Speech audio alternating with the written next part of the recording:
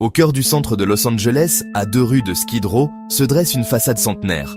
En 1924, le Cecil Hotel ouvre ses portes, promesse d'hébergement moderne dans une ville en ascension. La Grande Dépression brise cette ambition. Le quartier se paupérise et les couloirs se remplissent de voyageurs fauchés, de travailleurs précaires, d'âmes à la dérive. Dès les années 1930, les premiers suicides sont signalés. Les chambres hautes, les fenêtres ouvertes, sur la nuit, la rumeur d'un hôtel qui attire le malheur s'installe. Les rapports s'accumulent au fil des décennies. Chute mortelle, empoisonnement, monoxyde de carbone, overdose. Un inventaire froid, sans sensationnalisme, mais implacable. 1947.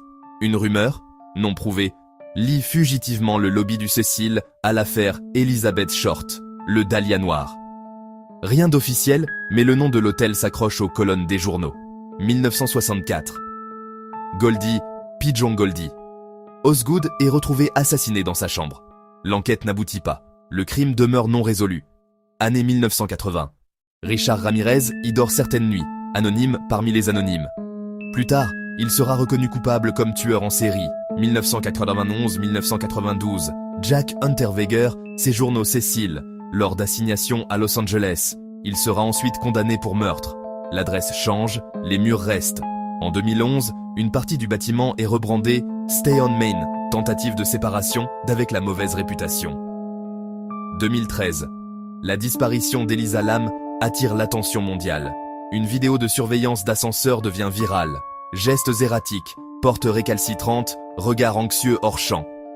Quelques jours plus tard, son corps est retrouvé dans un réservoir d'eau sur le toit.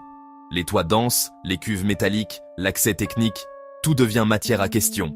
Conclusion officielle, noyade accidentelle en lien avec des troubles bipolaires. Les débats en ligne persistent, accès au toit, sécurité, théorie non confirmée, suivant inspection, procédure, rénovation.